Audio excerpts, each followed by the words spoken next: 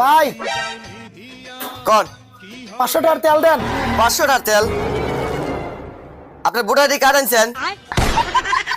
হ্যাঁ আনছি। বয়স এত, জন্মসাল এত। হ্যাঁ, আপনারটা ঠিক আছে।